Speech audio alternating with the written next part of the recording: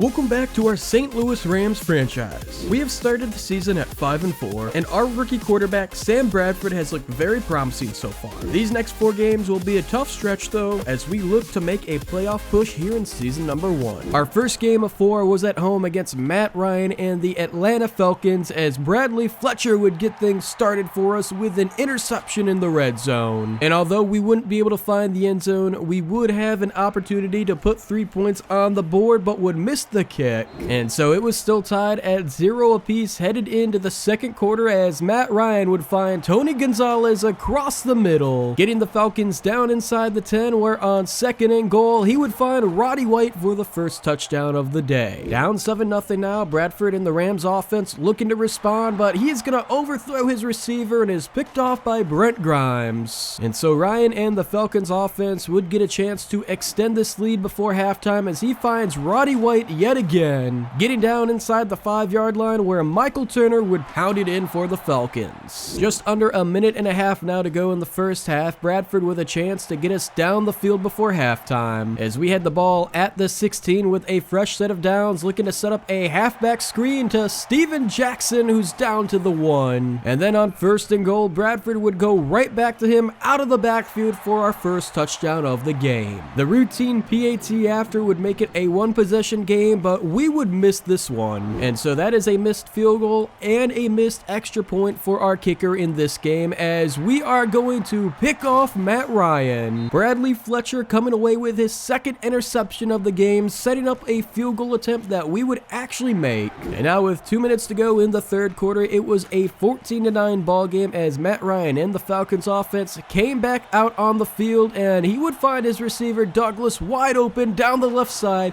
who would break 1 tackle and take this to the end zone. And once again, our offense couldn't get anything going, so we would have to rely on our special teams, as a 57-yard attempt would be good. How you can knock home a 57-yarder, no problem, but then miss an extra point is beyond me, as now Sam Bradford is going to put the football on the ground and the Falcons recover. And that is the last thing we needed, as we need to get a stop here on 3rd down if we want another chance with the ball. Thankfully, Roddy White would come up just short on that 3rd down, but then Sam Bradford is going to be picked off by Brent Grimes for the 2nd time this game, and the Falcons would have a chance to ice this one against us with a field goal, and they would do just that, as they're going to walk away with a 23-12 victory over us here at home, thanks in part to Brent Grimes picking off Sam Bradford 2 times in this game today. This was definitely one of Bradford's weaker showings so far in his rookie season, and things weren't going to get any easier, as our next matchup against the Broncos had the 7th ranked pass defense in the league this season. Denver's offense would start out with the ball, and it would only take 2 plays for them to get going, as Noshawn Moreno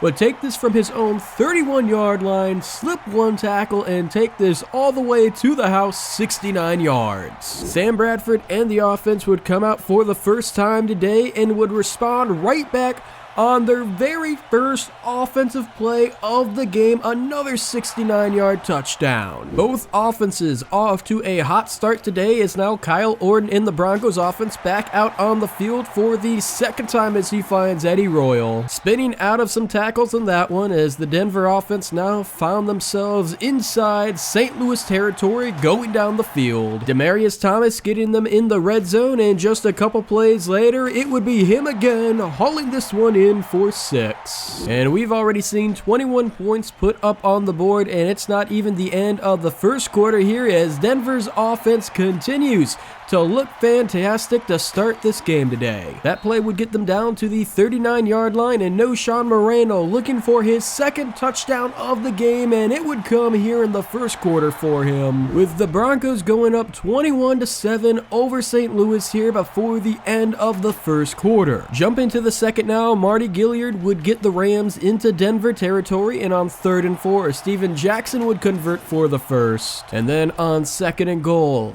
Bradford looking to make this a one-possession game and would do just that. His second touchdown pass of the game, and with just under 2 minutes to go, had a chance to tie the game back up on this possession. But the rookie quarterback would be picked off by the Denver defense, and now Kyle Orton would find Sean Moreno down the left sideline for his third touchdown of the game. 2 on the ground and 1 through the air in the first half alone for the Broncos running back as we take back over. Right around midfield with just under 40 seconds to go, thinking hopefully a field goal. Tight end Darcy Johnson would help us do just that with that reception, and 6 seconds left on the clock, we would knock home a field goal. Despite that explosive first half, neither team would score again until right before the 2-minute warning in the fourth quarter. And unfortunately, that touchdown would put this game out of reach for the Rams. And although Marty Gilliard would put one more touchdown on the board, it was not enough as we would drop this one to the Broncos on the road with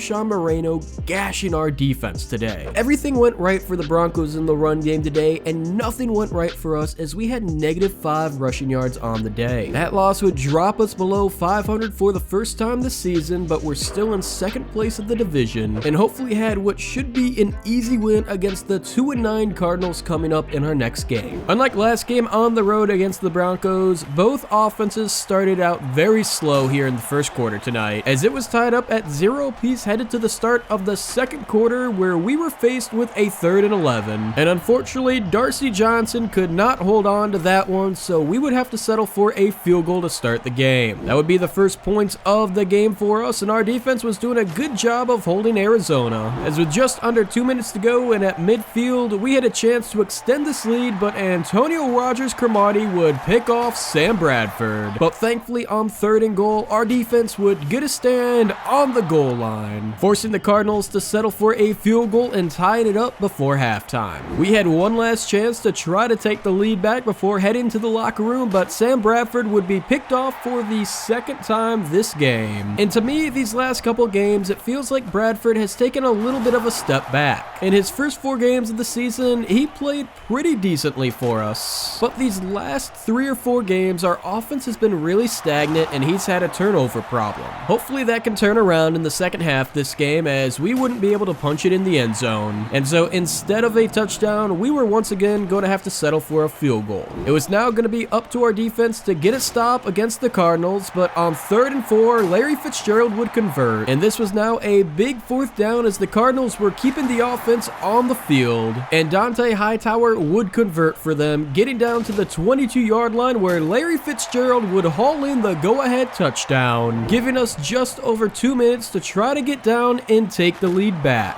A huge 4th down completion there to Donnie Avery to keep our hopes alive. But now faced with a 4th down, this would be for the game, and it's incomplete. A very inaccurate throw there from Sam Bradford as his struggles seem to continue, as well as the team, as we're gonna drop this one on the road against the Cardinals. At least the run game was a little better this week for us, but Bradford only had 130 yards through the air and 2 interceptions. The turnovers have really been an issue for him in the past 3 games, throwing 5 picks. But despite these offensive struggles, we still had a slim chance at winning the division. That would be our only hope at making the playoffs, as we were currently the 12th seeded team in the NFC. And our next game wasn't going to make anything easier, as we were taking on the 9-3 New Orleans Saints on the road. Hopefully Sam Bradford could take better care of the ball this game, but we had bigger problems on defense. We had to slow down Drew Brees, Reggie Bush, and one of the top offenses in the entire NFL.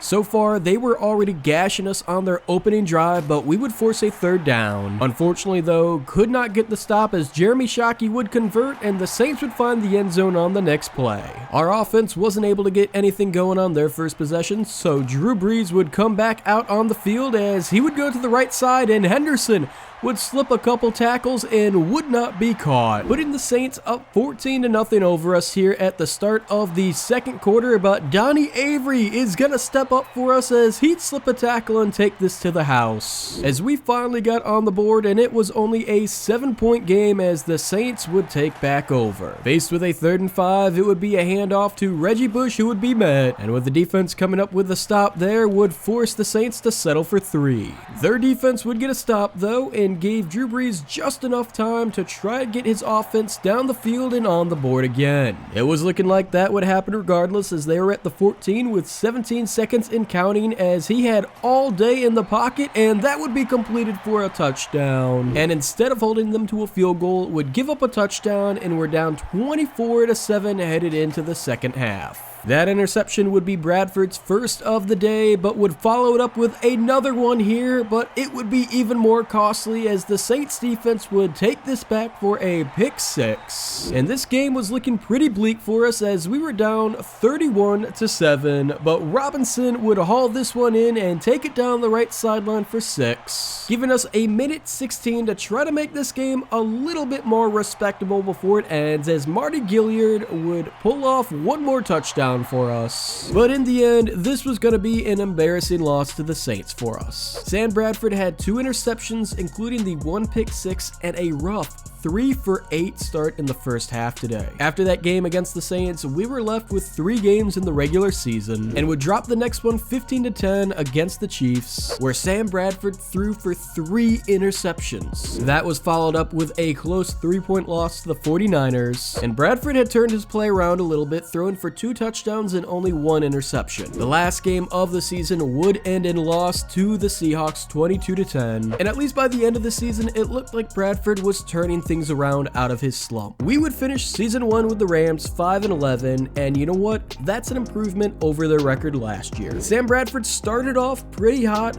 but ended up having a pretty mediocre rookie season. And one could say it was a bit of a down season for Steven Jackson as well, only scoring 4 touchdowns. The surprise standout on what was a pretty bleak offense this year was our rookie wide receiver Marty Gilliard, and it was absolutely no surprise that James Laurinaitis was holding things down as the captain of our defensive side. Statistically, we were a bottom 10 offensive team this year, but we're looking to rectify that headed into next year. Tight end and wide receiver were our top 2 priorities in the offseason, and hopefully those improvements will help give Sam Bradford more confidence heading in the next season. That'll all happen next episode though, as we tackle our very first offseason with the St. Louis Rams.